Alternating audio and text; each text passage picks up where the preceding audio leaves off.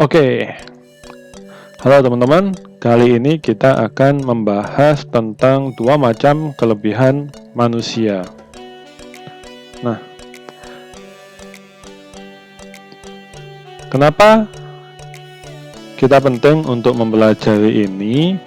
Karena banyak hari ini dari teman-teman kita yang tidak tahu mengenai potensinya. Mereka ingin bekerja sebagai apa, tidak tahu. Ingin bisnis apa, tidak tahu. Ingin belajar apa supaya mereka optimal, tidak tahu. Banyak sekali hari ini dari teman-teman kita tidak tahu itu semua. Semoga teman-teman tidak salah satunya ya, tapi hari ini banyak.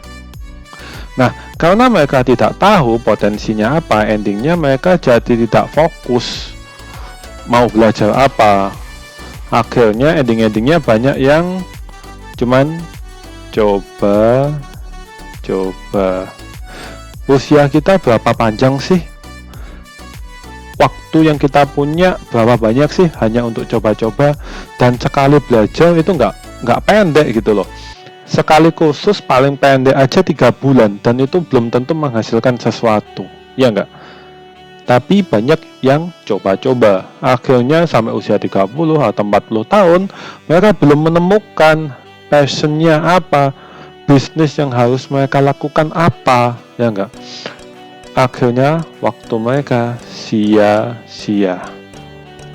Itulah yang banyak yang terjadi di kehidupan kita, sehingga menurut kita penting untuk menjelaskan adanya perbedaan dua macam kelebihan manusia ini.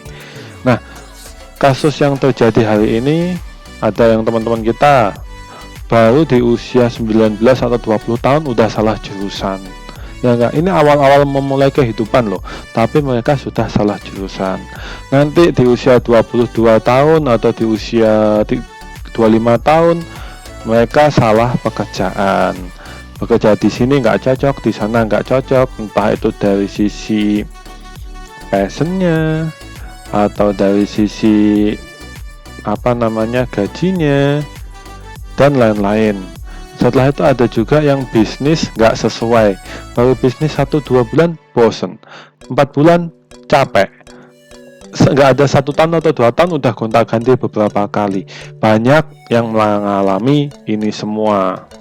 Hari ini lagi musim bisnis online, semuanya ikut online semua. Hari ini ada fashion, ikut fashion semua. Endingnya apa? Nggak laku. Yang jualan sama yang beli banyak yang jualan, kayak gitu. Nah, banyak kasus-kasus seperti ini, sehingga kita perlu menjelaskan dua macam kelebihan manusia ini.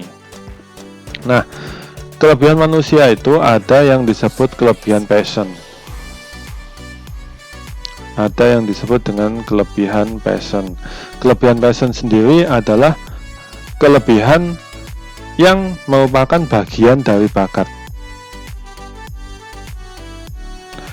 atau bagian dari hoki, kita nyebutnya hoki kadang, atau bakat, hoki, setelah itu ketenangan.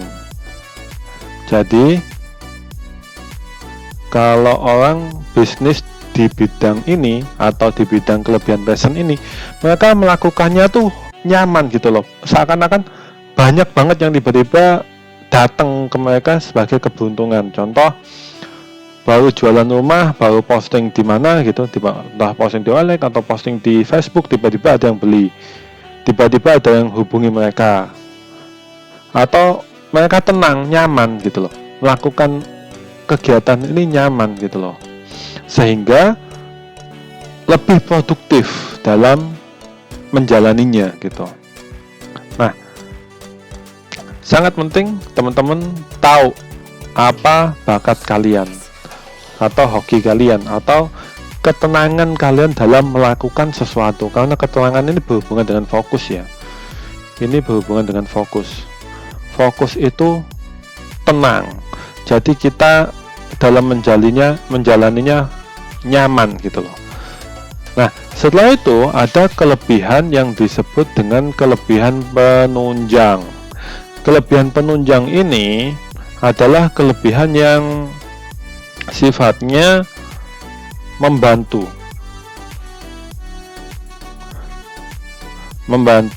kelebihan ini. Jadi nanti kita ada studi kasus ya, maksudnya apa? Membantu atau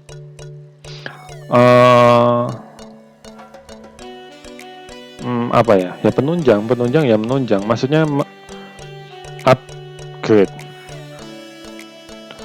atau pembeda. Jadi kelebihan penunjang ini yang akan membuat setiap orang memiliki ciri khasnya masing-masing. Inilah kelebihan penunjang. Nanti kita akan lebih paham pada saat kita membahas di studi kasus. Nah, kita masuk ke studi kasus. Kita akan membahas dari sisi koki ya teman-teman. Koki ini kelebihannya apa? Kelebihannya dia adalah memasak atau rasa enak, ya enggak? Kelebihannya koki ini adalah kelebihan passion, teman-teman. Ingat, ini adalah kelebihan passion dari seorang koki. Koki kelebihannya memasak ya. Nah, lalu kelebihan penunjangnya apa? Penunjangnya adalah anggaplah memotong cepat. Setelah itu dia bisa memperbaiki blender dan lain-lain. Nah, pertanyaannya gini teman-teman, ini adalah penunjang. Sekarang kita tanya kepada teman-teman, seorang koki lebih baik dia belajarnya apa? Tentu jawabannya jelas, memasak dan bagaimana menciptakan rasa yang enak, ya enggak? Ini adalah yang harus dipelajari oleh seorang koki, ya enggak? Perlu enggak dia latihan memotong lebih cepat? Ya, penting, tapi perlu enggak ini menjadikan fokus? Enggak. Kecuali kalau dia tukang potong daging, kecuali kalau dia tukang potong ayam. Skill yang harus dipelajari adalah memotong dengan cepat. Tapi seorang koki enggak. Dalam jumlah sangat besar, mereka bisa mendelegasikan tugas itu kepada anak buahnya kalau sekedar memotong, ya enggak? Kalau sekedar hal-hal sepele kayak gitu.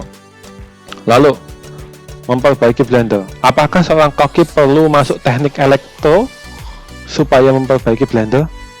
Enggak perlu juga gitu loh. Nah, ini tapi dia hanya sekedar tahu nanti kalau ada blender rusak dia perbaiki gitu. Nah, kebanyakan orang banyak salah nih. Dia nggak tahu. Contoh koki ini nggak tahu nih ceritanya. Koki ini nggak tahu kalau dia itu punya bakat memasak gitu. Endingnya pada saat ada kasus memperbaiki blender, dia merasa, oh ternyata aku bisa elektro nih. Oh ternyata aku kayaknya ada bakat nih di blender nih. Nah, endingnya apa? Endingnya salah jurusan, akhirnya kuliah teknik elektro, akhirnya dia usaha potong ayam, usaha potong daging, dan lain-lain kayak gitu. Adalah lagi ini contoh di dunia marketing ya teman-teman. Marketing kemampuan utamanya adalah kita ngomong di sini kelebihan passionnya adalah, kita pecah dulu ya. Nah, kalau marketing kan paling penting kan adalah komunikasi. Nah, komunikasi.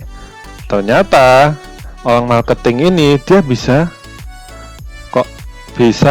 komputer juga. Banyak nggak teman-teman kayak gini? Banyak, apalagi anak-anak milenial, dia benar-benar banyak yang update tentang HP, update tentang komputer. Ending-endingnya apakah seorang marketing ini harus masuk di teknik informatika atau teknik komputer? Ya enggak, dia masuknya adalah jurusan manajemen atau ilmu komunikasi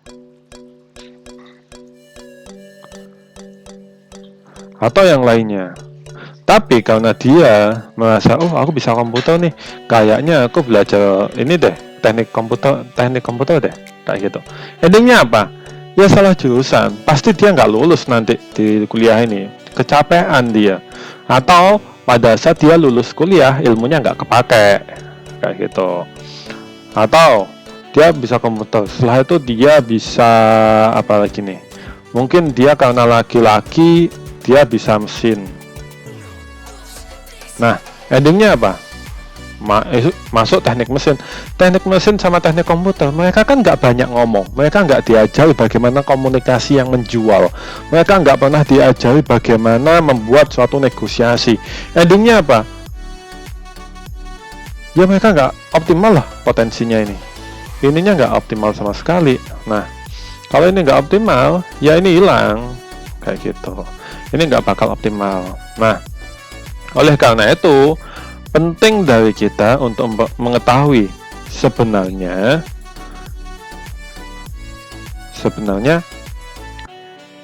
kelebihan passion kita ini apa. Kita ini sebenarnya itu bakat utamanya apa, itu penting banget buat kita tahu gitu. Setelah itu kita tahu kelebihan penunjang kita apa. Setelah itu kita harus tahu juga kelebihan penunjang kita apa gitu loh di sini. Setelah itu kita baru menentukan kita mau jurusan kuliah apa.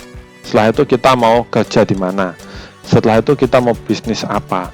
Jika kita tahu itu semua, pasti kita bakal nyaman dengan yang kita lakuin, kita bakal enjoy, kita bakal kayak main gitu loh di setiap kegiatan kita. Dan itu penting. Oke, sekarang sudah tahukah teman-teman tentang kelebihan passionnya apa dan kelebihan penunjangnya apa? Nah, mulai pikirkan mulai hari ini, sebenarnya passion saya apa, penunjang saya apa. Oke, semoga video ini bermanfaat dan teman-teman mulai pelajari juga, ketahui juga kelebihan passionnya apa, setelah itu penunjangnya apa. Next video kita akan membahas tentang manfaat dua kelebihan ini dalam dunia bisnis atau pekerjaan. See you, sukses selalu.